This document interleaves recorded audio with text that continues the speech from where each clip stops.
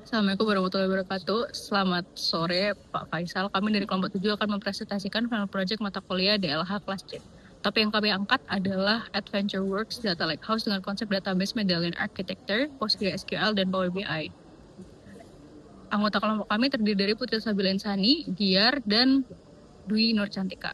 Secara umum, proyek ini membahas bagaimana data dari berbagai sumber dapat disatukan, diproses, dan analisis, lalu disajikan dalam bentuk dashboard untuk mendukung keputusan bisnis. Pada saat ini, kami menampilkan ringkasan utama dari proyek kami kerjakan. Masalah utama yang dihadapi Adventure Works adalah data bisnis yang masih tersebar, data online retail berada di database operasional, data penjualan offline masih tersimpan di dalam Excel, sementara itu ulasan dari Twitter masih berbentuk teks yang tidak terstruktur. Nah, solusi yang kami usulkan adalah membangun data lakehouse dengan pipeline medallion. Pipeline ini terdiri dari bronze, silver, dan gold layer. Dan output akhir dari sistemnya adalah dashboard Power BI. Dashboard tersebut menyajikan performa penjualan, analisis salesperson, distribusi sentimen pelanggan, dan insight produksi. Nah, pada bagian latar belakang terdapat 3 isu utama. Pertama, data silo. AdventureWorks memiliki data transaksi online yang masih tersimpan di SQL Server, namun data offline dari salesperson masih berbentuk Excel. Perbedaan format ini membuat proses integrasi dan rekonsiliasi data menjadi lambat. Kedua, review pelanggan masih belum terstruktur. Ulasan dari Twitter menyimpan informasi penting seperti kepuasan pelanggan, keluhan, dan tren pasar. Namun data ini belum bisa langsung digunakan untuk analisis bisnis. Lalu ketiga, perusahaan membutuhkan sistem yang mampu mengubah data mentah menjadi insight. Karena itu, proyek ini menggunakan data lakehouse sebagai single source of truth. Dengan pendekatan ini, data online, offline, dan review pelanggan dapat diproses dalam satu alur yang lebih sistematis. Nah, tujuan dari pengembangan sistem ini kami bagi menjadi 5. Pertama, konsolidasi sales.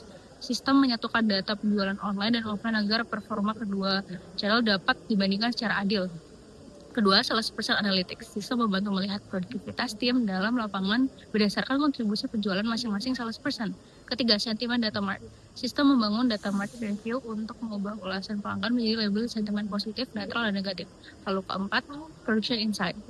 Data sentimen dan data penjualan dapat digunakan sebagai dasar untuk mengevaluasi produk yang perlu ditingkatkan atau dikurangi produksinya. Lalu terakhir, kelima, data driven decision.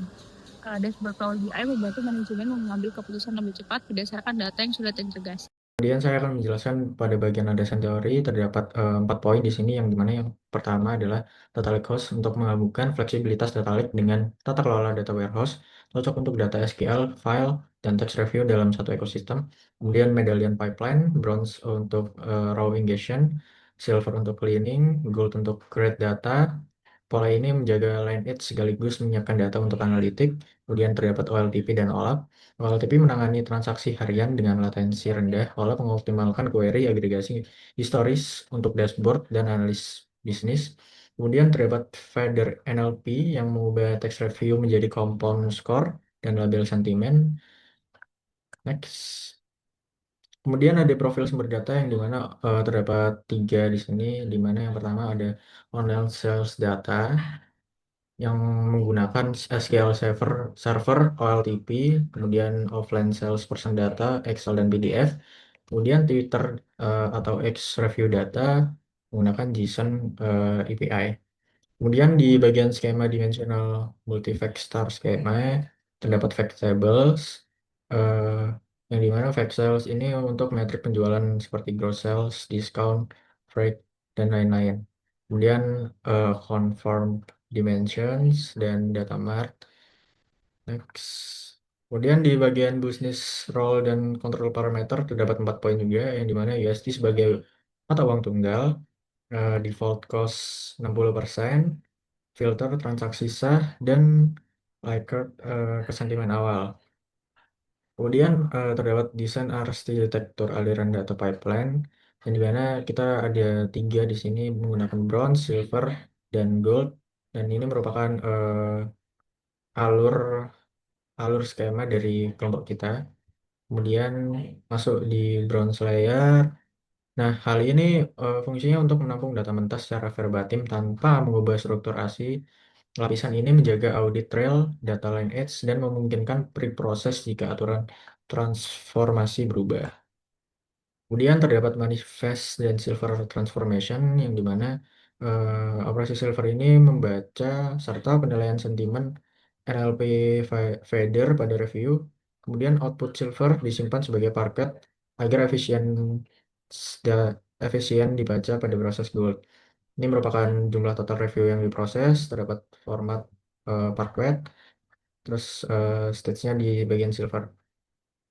Kemudian akan dijelaskan oleh teman saya. Sekian, terima kasih.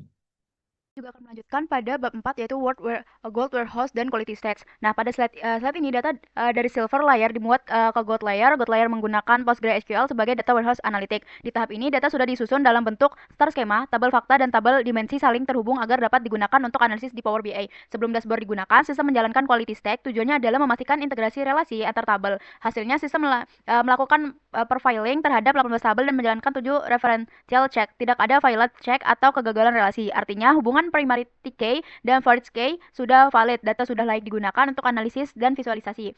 Kemudian di analisis sentimen ulasan pelanggan sendiri, data review yang awalnya berbentuk teks tidak teratur berhasil diubah menjadi metrik kuantitatif. Hasilnya terdapat 810 ulasan positif atau sekitar 81%. Ini menunjukkan mayoritas pelanggan memberikan tanggapan baik terhadap produk Adventure Work.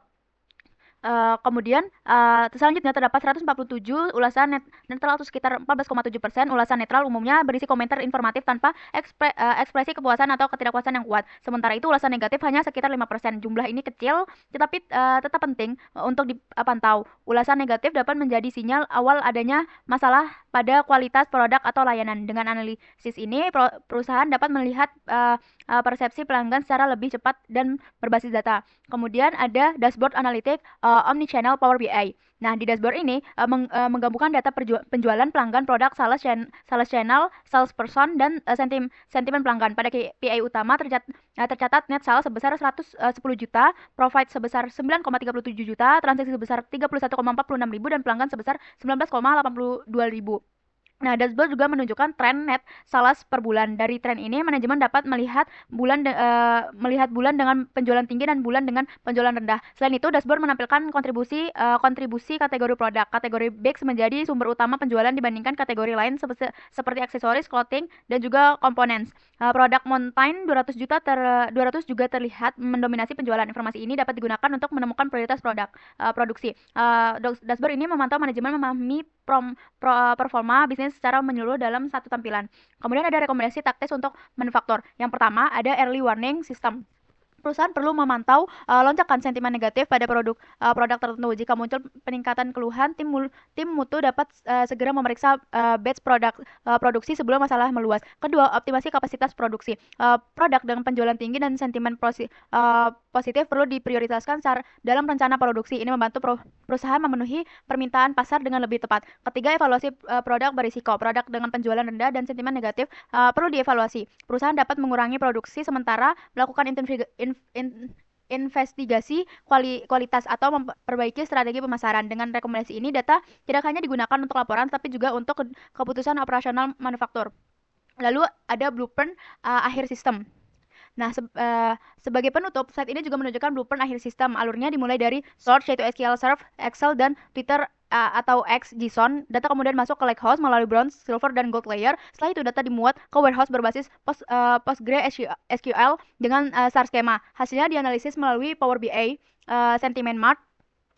Output akhirnya mendukung keputusan pada bagian production, marketing, dan quality. Nah, kesimpulannya adalah pada proyek ini data Lakehouse berhasil menjadi fondasi single source output untuk Adventure Work. Sistem ini juga menjatuhkan data transaksi dan review pelanggan, mengubah teks menjadi metrik sentimen, menjaga kualitas relasi data, dan juga menyajikan dashboard untuk mendukung pengambilan keputusan berbasis data. Berikut merupakan file dari data mentah review pelanggan di Twitter atau di X dalam format JSON. Ini dalam format JSON bisa dilihat di kiri.